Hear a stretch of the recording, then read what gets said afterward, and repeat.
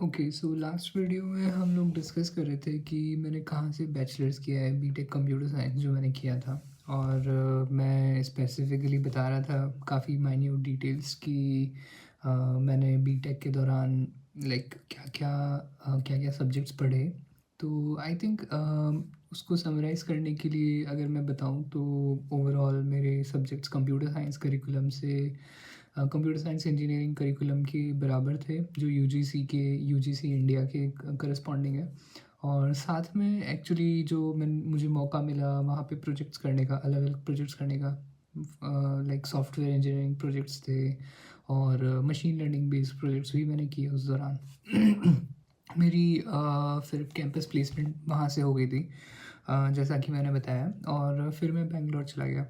तो बैंगलोर में मैं 2 वीक के लिए रहा और सिंस मुझे वहाँ पे एक एनवायरनमेंट लाइक मैंने ये एक्सपेक्ट नहीं किया था to be honest.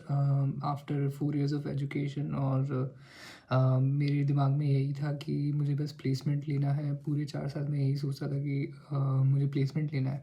But in the and जब मुझे प्लेसमेंट मिला और फिर मैं फाइज़र ऑफ इंडिया गया और इनफैक्ट बैंगलोर गया, तो वहाँ पे रियलाइज़ किया कि लाइक आप तो 1 आवर दिन के मतलब 2 आवर्स आप आने जाने, ऑफ़िस आने जाने में बता रहे हो।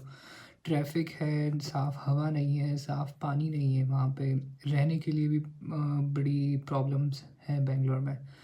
तो इट्स नॉट कि आप एक ही चीज़ के लिए हसल कर रहे हो, but it's like there is an all round hustling going on. Like आप ट्रैवल कर रहे हो, ट्रैफ़िक में जा रहे हो, आप ऑफ़िस में कल्चर को अडैप्ट कर रहे हो। फिर there are various factors. I know वहाँ पे Bangalore is nice at least with the environment, weather अच्छा है वहाँ पे, but still like in city, उस सिटी में आप अगर AQI की बात करेंगे तो it's not worth after all this stuff. But still it depends on person to person. मुझे चाहिए कि एक सुकून की जगह हो, इवन 30,000 पॉपुलेशन हो, दैट्स फाइन। तो इसीलिए फिर मैंने बेंगलोर से जब जॉब रिज़ाइन किया और सीधा मैं वापस लाइक बांसवाड़ा आ गया था। Banswara is my home town और वहाँ पे फिर मैंने गेट की प्रिपरेशन की। गेट इज़ आपको पता होगा ऑलरेडी, गेट एक एग्ज़ाम होता है इंडिया में जो इंजीनियर्स देते हैं स्पेसिफिकली।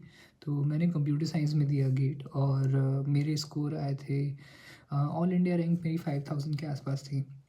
और उसके बेसिस पे मुझे काफ़ी सारे ऑप्शंस मिल रहे थे।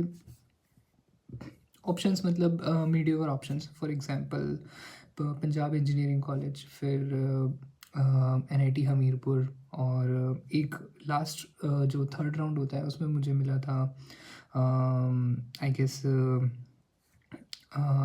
NIT हमीरपुर ही रह गया था शायद, या फिर NIT कुरुक्षेत्र था। बट हाँ, साउथ के NITs और साउथ के CFTIs नहीं मिले थे मुझे। उसके बाद फिर अपेरेंटली मैंने PhD प्रोग्राम्स के लिए भी अप्लाई किया था। डायरेक्ट PhD इंडिया में लाइक वेरी इजीली पॉसिबल है अगर आपने गेट क्वालिफाई किया है तो। और मेरे पास CGPA बीटेक से ठीक ठाक ही था, 7.75 का। तो फिर एज अ डायरेक्ट PhD जब मैंने ज्वाइन किया तो वहाँ पे रियलाइज़ किया कि ओके, तो स्टार्टिंग में तो कोविड का पीरियड था, जो 2 साल का मेरा कोर्स वर्क था PhD के लिए, क्योंकि मैं डायरेक्ट PhD था तो मुझे मास्टर्स के जितना कोर्स वर्क तो एटलीस्ट करना ही था। तो वो कोर्स वर्क मैंने जब किया, मैंने सब्जेक्ट्स पढ़े, मशीन लर्निंग के अलग अलग सब्जेक्ट्स पढ़े थे, लाइक इंक्लूडिंग डीप लर्निंग और advance deep learning for computer vision. तो ये सारे कोर्सेज जब मैंने पढ़े तो मैंने रियलाइज़ किया कि नहीं, मुझे यहाँ पे PhD नहीं करनी है, और मुझे रियलाइज़ हुआ कि there is much more to explore outside. तो फिर मैंने उस टाइम पे PhD ड्रॉप करने का सोचा जब लॉकडाउन हट चुका था और मैं जोधपुर कैंपस में जा चुका था। तो वहाँ पे मुझे एक बिल्कुल अलग एनवायरनमेंट मिला। अलग इन द सेंस कि आप जब कोर्स वर्क कर रहे होते हो और आप जब रिसर्च कर रहे होते हो तो एक बहुत डिफरेंस होता है। कोर्स वर्क में आपको डिफेंड करना होता है आपका like aptitude, okay. But research में आपको एक्सपेरिमेंटली और थियोरेटिकली दोनों तरीके से साउंड होना ज़रूरी है। तो मुझे ऐसा लगता था कि like it's my personal opinion कि जो रिसर्च मैं एक्सपेक्ट कर रहा था, लाइक जिस तरीके से मैं रिसर्च करूँगा तो वो मुझे थोड़ा-सा लैक था वहाँ पे। मैं ये नहीं कहूँगा कि वहाँ की इंफ्रास्ट्रक्चर या किसी और चीज़ में प्रॉब्लम है, बट आई थिंक ये हमारा इंडियन पीएचडी का कल्चर ही ऐसा है आई गेस। बट एनीवेज़ उसका क्रिटिसिज़्म अलग वीडियो के लिए हम डिस्कस करेंगे। बट अभी के लिए हाँ, तो अभी तक मैं लाइक आईआईटी जोधपुर में पीएचडी स्टार्ट कर चुका था। 2 साल मैंने कोविड के दौरान पीएचडी के कोर्स को किया और फिर मैंने बेनेट्स लैब जॉइन किया वहाँ पे, जो कि काफ़ी अच्छा लैब है। आई मीन बेनेट्स लैब काफ़ी अच्छा लैब है बिकॉज़ कोलीग्स मुझे बहुत अच्छे मिले वहाँ पे। और वहाँ पे फिर हम सब ने मिलके एक पेपर भी पब्लिश किया जो कि काफ़ी अच्छी कॉन्फ्रेंस का भी है। तो इस तरीके से मैंने आईआईटी जोधपुर के 2 साल बिताए।